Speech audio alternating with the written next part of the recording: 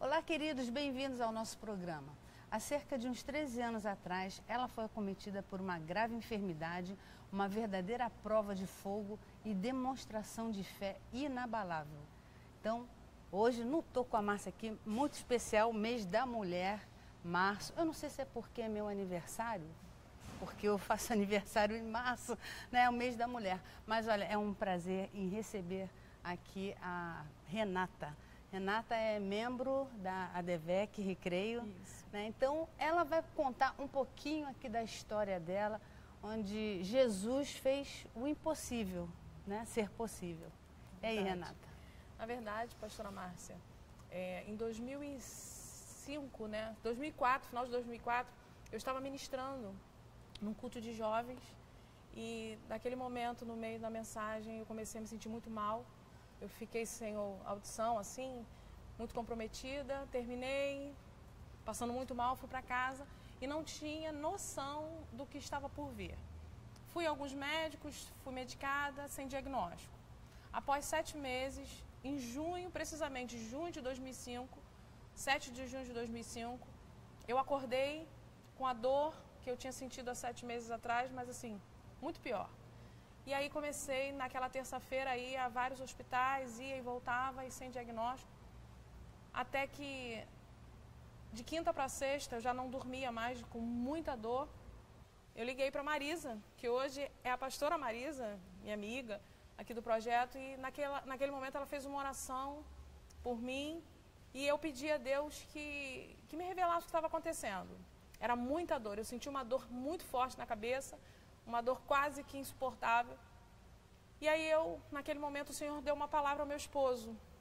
E a gente foi para Coríntios, quando Paulo vai dizer: fomos agravados sobremaneira, que até da vida desesperamos. Havia em nós uma sentença de morte, mas Tu és o Deus que ressuscita mortos. Ainda não tínhamos nenhum diagnóstico e prosseguimos. Na sexta-feira daquela semana, eu já sem condições nenhuma, eu já não conseguia mais ficar sentada. Conforme eu me sentava, eu caía para o lado com muita dor. O neuro, então, pediu que fosse feita uma tomografia com contraste. Eu dei entrada no Hospital Memorial por volta de 4 horas da tarde. E dali em diante, estava diante de uma sentença de morte. Os médicos chegaram à conclusão de que se tratava de uma hemorragia intracraniana. Eu estava com aneurisma que rompeu. A minha pressão intracraniana chegou a 60 após a retirada do líquido, né, na lombar, da pulsão. E daquele momento em diante, eu dei entrada na sexta-feira por volta de 7, 8 horas no CTI do Hospital Memorial, em Engenho de Dentro. E no sábado, eles convidaram meu esposo para passar, então, o que de fato estava acontecendo, e disseram para o Jéter: olha, reorganiza a sua vida porque ela não volta mais para casa. Nós vamos esperar a morte cerebral. Naquele momento em diante, era uma sexta-feira, e ali o Senhor começou a trabalhar comigo, a tratar comigo. Eu costumo dizer que eu fiz uma faculdade com Deus em 7 dias que eu fiquei no hospital. Há quanto tempo você ficou com essa enfermidade? Eu, na verdade, eu não sabia, né? O aneurisma, ele é muito silencioso. Eu nunca tinha imaginado, passado pela minha cabeça, que havia um aneurisma. E quando eu descobri, ele já estava no processo final de morte, quando ele rompeu. Então... Mas você ficou internada já? Fiquei 7 dias. Já fui para o CTI já, porque eles deram 48 horas de vida. Não tinha muito o que fazer, a pressão intracraniana estava no limite de morte cerebral. Então eles só esperaram mesmo que em 48 horas eu tivesse morte cerebral e viesse a óbito. Foi quando as 48 horas passaram, eu não morri, não entrei em coma. E aí eles começaram então vamos precisar fazer alguma coisa, vamos precisar intervir, vamos operar, vamos mexer nela, vamos fazer alguma coisa. Estudar? Isso, inclusive o meu caso foi para estudo mesmo, eles fizeram uma junta médica para entender... Mas essa foi a realidade e não a verdade. É verdade. né? A verdade era o Senhor Jesus fazendo um milagre. E a sua família foi fundamental nesse processo de recuperação? Foi o tempo inteiro ali comigo, do lado ali, me sustentando. E eles foram fundamentais. E depois da família, pastor, a igreja. A igreja, eu me recordo que quando eu entrei para o centro cirúrgico, quando os médicos chegaram para minha família e disseram, nós vamos operar então. Ela tem 3% de chance de vida. Então nós vamos operar, tentar embolizar o aneurisma. Eu me lembro que quando eu entrei para o centro cirúrgico, o meu esposo disse para mim, tem mais de 1000 pessoas orando por você agora. A igreja que ora tem resposta. Se a igreja entendesse o poder da oração, o poder que ela tem como igreja, como intercessora, eu sei que muita gente estava orando. O Senhor estava agindo de forma soberana, mas a igreja estava ali. Eu costumo falar, Renata, que o Projeto Vida Nova, a DEVEC também, nós somos uma igreja contextualizada, né, da pós-modernidade, mas nós não abrimos mão da essência da igreja primitiva, porque ali em Atos, né, tem ali uma fórmula, né, que não pode abrir mão dessa fórmula, essa essência, comunhão uns com os outros, chorando, né, com os que choram, sorrindo com os que sorriem, dividindo, compartilhando, né, tudo que tem, né, essa é a essência da igreja primitiva. Então foi fundamental a intercessão, a oração da igreja, né, de estar ali chorando junto, né, então esse daí. Olha, você está escutando assim um testemunho tremendo. Nesse mês da mulher, março, né, todo Tô com a Márcia aqui é especial, né, e você está ouvindo assim um testemunho muito lindo. Nós vamos para o break, né, e já nós voltamos. Os tempos de aflição não são para sempre, mas os feitos de uma mulher virtuosa, estes tocam o céu e produzem bênçãos para várias gerações.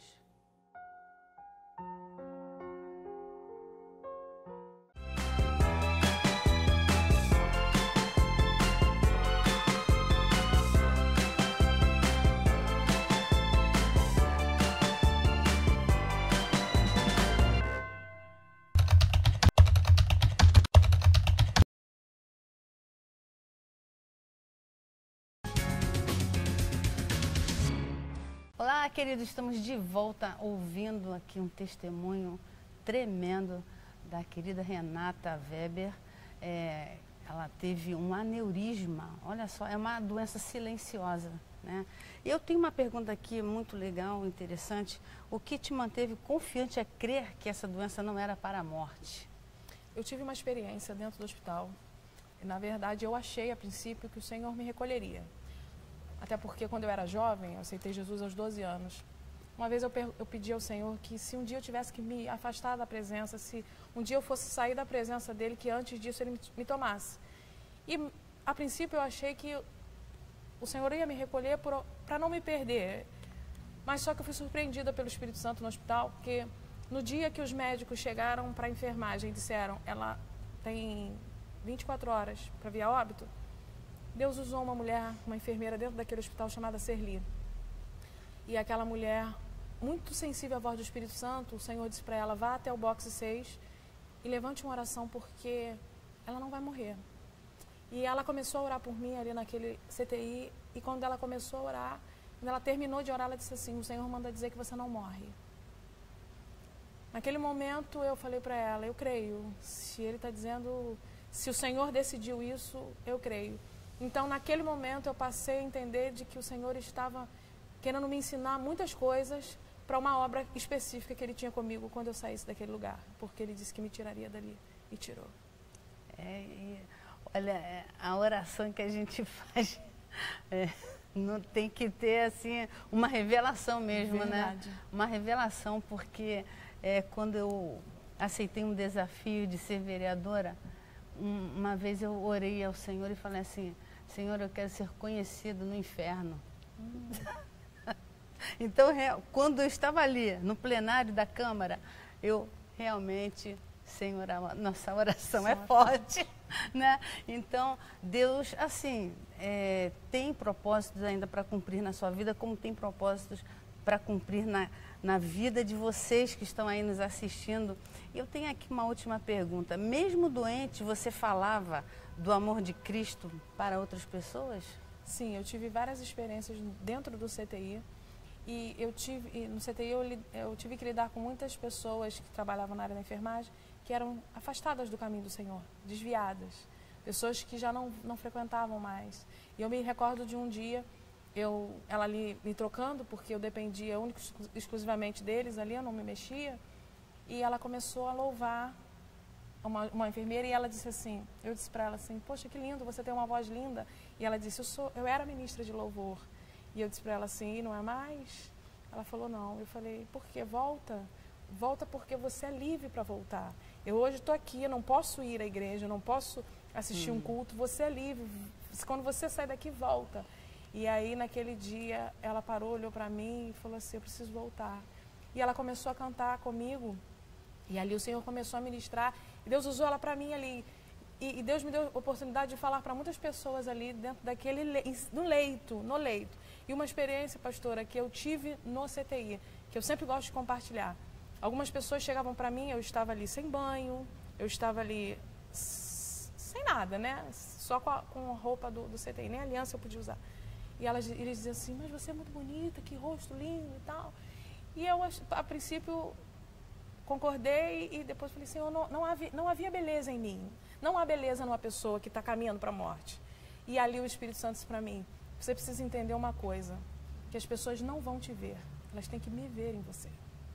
Amém. E isso foi algo que me marcou muito no CTI, e todas as pessoas que vinham falar comigo, quando elas se reportavam ao meu rosto, eu falava, você não sou eu, é Cristo. A beleza que você vê hoje é a beleza de Cristo, é o brilho do Espírito Santo. E isso faz uma diferença muito grande na vida daqueles que são chamados por Deus. Então, toda a oportunidade que eu tive ali de falar do amor de Deus naquele leito, eu falei. Amém. Amém. E é uma oportunidade linda também de adorar ao Senhor, né? Adorar no monte é muito fácil, mas adorar no vale, né? Da sombra da morte, a classe, né, que Deus procura, e você foi uma adoradora ali, né? Então não teve sequela, né, Renata? Eles disseram para o meu marido que eu teria uma isquemia e um lado meu seria paralisado, mas que eu estaria viva. Uhum. E em 48 horas eu teria uma isquemia. E mais uma vez o Senhor confundiu os médicos e eu saí depois de 7 dias andando, e quando eu saí andando do quarto, que eu desci para o CTI, naquele dia toda a equipe de enfermagem, todos os médicos pararam o que estavam fazendo para vir me ver. E ter que dizer, ela é um milagre. Milagre. Um milagre, sem sequela Essa nenhuma. enfermidade não foi para a morte, mas foi para a glória, de Deus, né? E terminando esse programa, né, nós queremos, junto aqui com a Renata, deixar uma mensagem sobre Lázaro. Lázaro significa aquele que recebe a ajuda de Deus. E nós temos que olhar para Lázaro, né? Olhar para Lázaro, não tirar o foco, porque Deus fará um milagre nesse foco, nesse alvo, né? Então, olhe para Lázaro, aquele que recebe a ajuda de Deus. Deus vai te dar uma vitória.